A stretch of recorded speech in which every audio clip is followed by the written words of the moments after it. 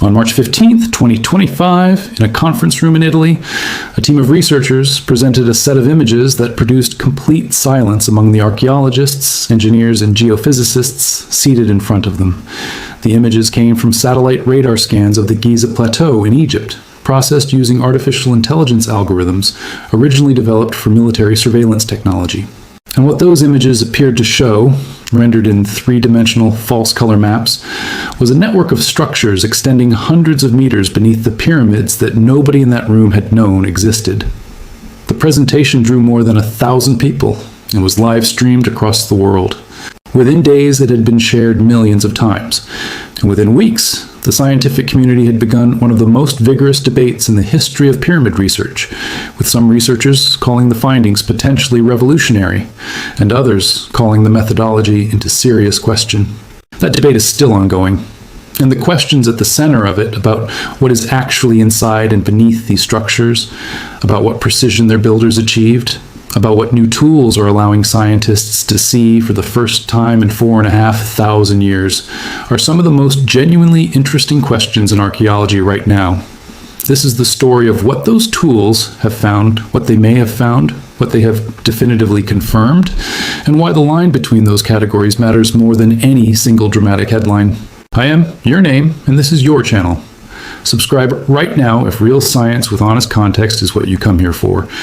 We go this deep every week. Let us get into it. The structure at the center of this story is the Great Pyramid of Giza, built during the reign of the pharaoh Khufu around 2560 BCE and standing on a plateau outside modern Cairo. It contains approximately 2.3 million stone blocks weighing between 2 and 15 tons each. It stands roughly 138 meters tall today, though it originally stood closer to 147 meters before the smooth white casing stones on its exterior were stripped away by later builders who used the material for other construction projects across Egypt. For nearly 4,000 years, it was the tallest structure human hands had ever built. Nothing else came close, and for roughly 2 centuries of modern scientific investigation, the basic question of what is inside it, what it was built for, and exactly how it was built has produced more serious scientific effort and more genuine unresolved uncertainty than almost any other single object on Earth. The conventional archaeological account of how the pyramids were built is, for most of what it claims, supported by real physical evidence. Archaeologists working at Giza have uncovered the village where the workers lived, complete with bakeries capable of producing thousands of loaves per day, breweries, medical facilities, and burial sites for workers whose healed bone fractures indicate they were valued enough to receive medical care, rather than abandoned when injured. Administrative papyrus documents describe the daily logistics of stone delivery in meticulous detail. Quarry marks, tool marks, and the names of work gangs painted in red ochre on blocks deep inside the structure identify the builders as organized teams of skilled laborers working under an enormous logistical system. The broad answer to who built the pyramids and why organized crews of Egyptian workers building a monument for their pharaoh is not mythology. It is reconstruction from physical evidence, and it holds together for most of the questions it addresses. Where conventional archaeology has been more cautious is in its complete explanation of the precision involved, and this is where the new tools come in. Because several of the measurements that can be taken from the Great Pyramid produce numbers that are difficult to account for using only the tools the builders are known to have had. And understanding what AI and advanced imaging technology have recently been able to add to this picture requires starting with what those numbers actually say. The base of the Great Pyramid is level across its entire 230-meter length on each side to within approximately 2.1 centimeters. 2 centimeters of deviation across 230 meters. The builders had no laser level, no optical transit, no GPS. The instruments available to them were water-filled channels, knotted cords, wooden right angles, and plumb lines. To achieve 2 centimeters of flatness across a platform that could accommodate several football fields, using those tools on a desert surface with natural variation in elevation across the plateau, represents a level of precision that modern engineers analyzing this number consistently describe as remarkable, and in several cases have described as something they would find challenging to match with modern instruments. This is not a fringe claim. It is what the surveying data says. The orientation of the structure is similarly specific. The four sides of the Great Pyramid face the four cardinal directions, and they do so with an accuracy that has been independently verified by multiple surveying teams across more than a century of measurements. The deviation from true geographic north, the actual rotational axis of the planet rather than magnetic north, which drifts, is approximately 3 arc minutes. An arc minute is 1/60th of a degree. 3 arc minutes is an alignment error so small it cannot be perceived by the human eye. You would need precision instruments to detect it. True geographic north has no visible marker to point to. Finding it requires reading the stars, identifying the center of their apparent rotation in the night sky, and translating that invisible astronomical point down to a line in the sand. Then holding that line consistent across 230 meters of construction without it drifting.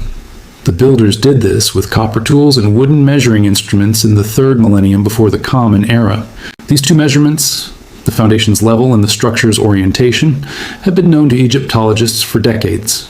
What is new is what modern technology, including AI, is allowing researchers to investigate about what lies inside and below the monument rather than simply on its surface. The most scientifically established use of advanced imaging technology at the pyramids is the Scan Pyramids project, an international collaboration involving Egyptian heritage authorities, the University of Cairo, France's CEA research agency, Nagoya University in Japan, and Laval University in Canada. The project began in 2015 and used muon tomography to peer inside the pyramids in a way that conventional radar and X-ray technology cannot. In 2017, the Scan Pyramids team published a paper in the journal Nature reporting the discovery of a large void inside the Great Pyramid located above the Grand Gallery, the extraordinary 47-meter-long ascending corridor that leads to the King's Chamber in the pyramid's interior. The void had never been detected before. It appeared to be at least 30 meters long. The researchers were careful in their language. They called it a void, not a chamber or a room, and explicitly stated that their imaging technique could not determine whether the space was a single large room, several smaller connected spaces, or a structural feature intentionally incorporated into the pyramid's construction. The finding was peer-reviewed, independently verified, and accepted by mainstream Egyptology as genuine. It was the first major new structural feature identified inside the Great Pyramid in over a century. In 2023, a follow-up study using different scanning angles and improved detector placement identified what appeared to be a narrow corridor approximately 9 meters long and running along the north face of the pyramid just below the original entrance. Egyptian heritage authorities cautiously allowed a minimal investigation using a small robotic camera, which confirmed the corridor's existence. What purpose it served, where it leads, and whether it connects to any other unidentified features inside the structure remains an active subject of research. The Great Pyramid contains known chambers, including the King's Chamber, the Queen's Chamber, and the Grand Gallery. The accumulated muon tomography data now suggests there may be additional spaces that have never been physically accessed or even clearly imaged. The March 2025 announcement brought a very different kind of technology to the same location. Professor Corrado Malanga of the University of Pisa and Dr. Filippo Biondi of the University of Strathclyde presented findings from what they called the COFRE project, an application of synthetic aperture radar, or SAR, combined with Doppler tomography and artificial intelligence image processing. SAR is a radar imaging system originally developed for satellite-based reconnaissance that produces high-resolution images of surfaces and subsurface features by analyzing how radar signals reflect back from different materials.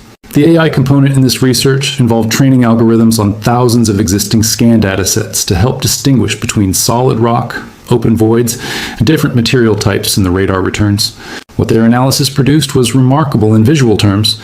A three-dimensional map appearing to show an extensive network of structures beneath the Giza Plateau, including what they described as 5 multi-level structures near the base of the Khafre Pyramid, 8 vertical cylindrical features spiraling downward to depths of approximately 648 meters, and 2 cube-shaped spaces at the base of those vertical features, each measuring roughly 80 meters on each side. The announcement reached an audience of over 1,000 people at a live conference and was streamed globally. Coverage spread across dozens of languages within days. The response from the broader scientific and archaeological community was, to put it precisely, divided. On one side, researchers who found the claimed depths and structural dimensions extraordinary pointed out specific technical concerns. SAR technology, While genuinely powerful and widely used in archaeology for identifying subsurface features, typically operates most reliably at depths of a few meters in loose sediment or soil. The ability of any radar-based system to resolve features at depths of 648 meters through the dense limestone of the Giza Plateau is something mainstream geophysicists described as, at minimum, requiring exceptionally rigorous independent verification before it could be accepted as physically real. The Skeptic Society reviewed the methodology and raised questions about whether the processing chain from raw satellite data to the final three-dimensional images could introduce AI-generated artifacts, meaning structures that appear in the processed output, not because they are physically present, but because the algorithm produces them based on the patterns it was trained to recognize. Egyptian heritage authorities have not confirmed access to the structures or the findings. As of the time this script was written, no independent scientific team has replicated the claimed results using different equipment or methodology. The researchers themselves acknowledged that their findings were preliminary and required follow-up. This is where intellectual honesty matters more than dramatic storytelling. The Scan Pyramids void discovered in 2017 is peer-reviewed, independently replicated, and accepted by the field. The Malanga Bayandi SAR findings from 2025 are not yet in that category. They are a set of claims from a research team using genuinely advanced technology, applied in a way that experts in that technology have raised specific methodological questions about. That does not make the findings false. It means they require more investigation before anyone can responsibly report them as confirmed discoveries rather than preliminary results in an active scientific debate. The honest framing is exactly that. What AI has confirmed, rather than merely suggested, in the context of Giza, comes from a different set of applications. In 2024, a ground-penetrating radar survey of the eastern area of the Giza Plateau identified a previously unknown L-shaped structure approximately 10 meters long at a depth of roughly 2 meters below the surface. The structure appears to be part of an earlier phase of construction or site development predating or contemporaneous with the main pyramid complex.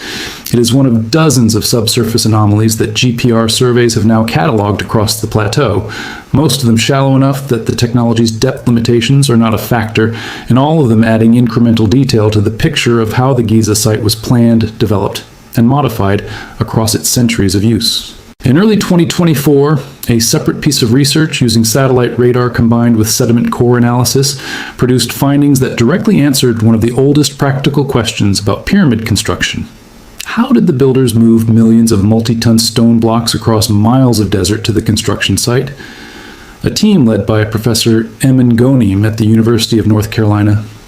Wilmington published a study in the journal Communications, Earth, and Environment documenting the traces of a long-vanished branch of the Nile River that had flowed close to the Giza Plateau and that the researchers named the Ahrimat Branch. Satellite radar penetrated the layers of sand and farmland that have covered the region for millennia and revealed the outline of this ancient waterway, while sediment cores pulled from the ground confirmed the radar interpretation with physical samples. The causeways leading from several pyramids appear to have terminated at harbor structures along this branch, strongly suggesting that the Egyptians transported a significant proportion of their construction materials by boat along this river to points close to the building site, before transferring them to land for the final haul. This finding did not require any new theory about who built the pyramids or what tools they had. It simply located a physical feature, a river that has since dried and been buried, that resolved a genuine practical mystery about how the logistics of the project actually worked at the transportation stage. It is the kind of result that archaeology has consistently produced when it applies better technology to older questions, not dramatic revelations of hidden civilizations, but specific, useful pieces of a complex picture. The AI work on hieroglyphic translation, presented at SIGGRAPH 2025 by researchers from the AIRI Institute and ISPRAS in collaboration with Egyptologists, addresses a completely different category of question. Ancient Egyptian hieroglyphic texts are the primary written source for understanding who built the monuments, why, and how they thought about what they were doing. The corpus of hieroglyphic inscriptions is enormous, and a significant portion of it remains untranslated or incompletely understood, not because Egyptologists lack the skills, but because the volume of material exceeds what any number of human scholars can work through at a reasonable pace. Computer vision systems trained on large data sets of known hieroglyphic inscriptions and their translations are now capable of automated recognition and preliminary translation of newly photographed inscriptions, dramatically accelerating the rate at which new texts can be processed and made available to researchers. The system presented at SIGGRAPH 2025 operates at 3 levels: individual glyph recognition, word identification, and sentence translation. It is not a replacement for human Egyptologists who understand the full cultural and grammatical context of ancient Egyptian writing.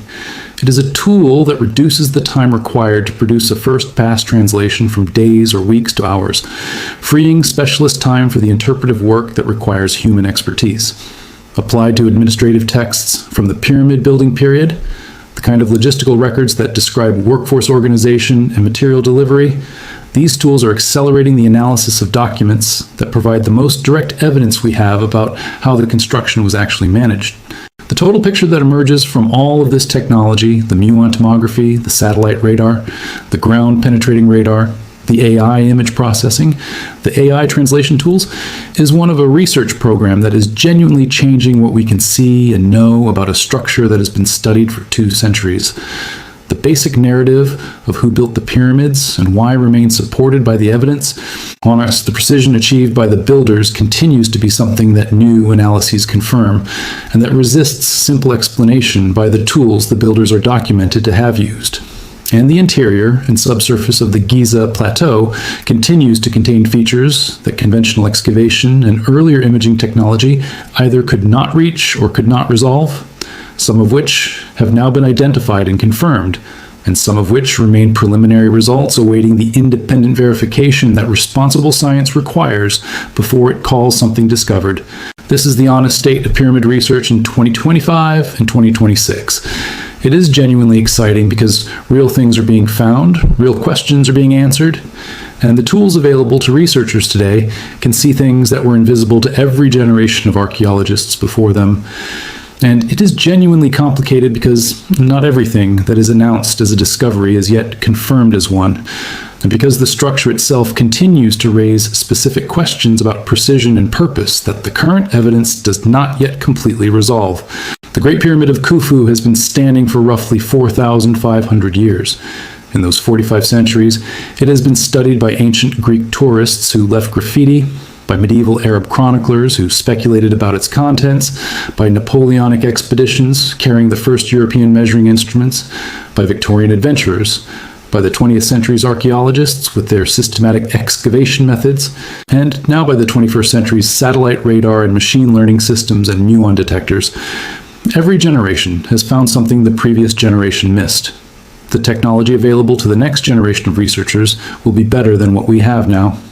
And the structure will still be there, holding whatever it is still holding, waiting to be read by whoever learns to read it correctly. If this kind of story is what you come here for, subscribe now and turn on notifications. Drop a comment below with the finding in this video that surprised you most, and share this with someone who has not yet heard that the tools scientists are using to look at the pyramids have changed completely in the last 5 years, even if the pyramids themselves have not moved an inch. Thanks for watching. Let us go deeper into what the mathematical analysis of the Great Pyramid's dimensions actually shows, because this is the area where AI processing of architectural data has contributed something genuinely new to a very old conversation. When researchers feed precise measurement data from the Great Pyramid into analytical systems capable of running large numbers of statistical comparisons simultaneously, several relationships in the geometry consistently emerged that human researchers had previously noted but had debated for decades without resolution. The most discussed of these is the relationship between the original height of the structure and the perimeter of its base. When you divide the full perimeter of the base, the total distance of all 4 sides walked end to end, by twice the original height before the capstone was lost, the result is approximately 3.14159. That is pi, the mathematical constant, describing the relationship between a circle's circumference and its diameter to several decimal places. A structure built entirely of flat planes and sharp angles encodes the geometry of a circle and its proportions. The conventional archaeological explanation for this, which is thoughtful and deserves to be stated fairly, is that it may be an artifact of measurement method rather than intentional encoding. If the original builders measured horizontal distances by counting the rotations of a drum or cylinder rolling across the ground, then the circular geometry of that measuring tool would automatically appear in any construction laid out using it, without the builders necessarily having any theoretical understanding of the mathematical constant pi. The wheel does the geometry for you. This explanation is reasonable. What makes it incomplete, according to several recent analyses, is that the same ratio appears to recur at multiple independent points in the structure's geometry, not only in the height to perimeter relationship, but in other proportional relationships between interior dimensions that would not be generated by the same rolling drum used to measure ground distances. A second mathematical relationship that appears in the Great Pyramid's geometry is even more difficult to attribute to incidental tool use. The ratio phi, approximately 1.618, known as the golden ratio, appears when you take the slant height of one of the triangular faces of the pyramid and divide it by half the length of the base edge. The result comes out to phi to within a small fraction of 1%. Phi also appears when you take the ratio of the pyramid's apothem, the distance from the center of the base to the midpoint of one side measured along the face, to half the base edge length. The same ratio shows up in several other proportional relationships within the structure's geometry. The golden ratio was formally described in written mathematics by the ancient Greek geometer Euclid, approximately 2,000 years after the Great Pyramid was built. There is no known Egyptian mathematical text from the Old Kingdom period that describes or records this ratio by name or by its mathematical properties. The question that this creates, and that researchers who have run systematic computer analyses of the pyramid's dimensions have repeatedly flagged, is whether a proportion that does not appear in the written mathematical record of the culture that supposedly built this structure, appearing in that structure at multiple independent points, is more likely to be a series of coincidences or evidence of mathematical knowledge that was applied without being formally recorded in the surviving textual tradition. No archaeological analysis has produced a definitive answer to this question. What the AI analysis of dimensional data has added is more rigorous quantification of how many times and in how many independent geometric relationships the ratio appears, and statistical modeling of how likely that frequency of appearance is if the underlying cause is random geometric coincidence rather than intentional design. Now here is the first major twist in this story, and it is one that almost never appears in the same coverage as the architectural analysis. Everything we have just described, the level base, the north alignment, the pi relationship, the phi appearances, pertains to the Great Pyramid of Khufu. But Khufu's pyramid is not the only one at Giza that has been analyzed this way. The same mathematical relationships appear in Khafre's pyramid and in Menkaur's smaller structure to the southwest. And, more importantly, when the three pyramids are analyzed not just individually, but as a spatial arrangement, the distances between them and their relative positions on the plateau correspond to properties that researchers have spent considerable effort trying to explain. The geological survey work and satellite analysis that led to the discovery of the Ahrimat branch in 2024 also revealed something about the spatial planning of the entire Giza plateau that earlier maps had not made as clear.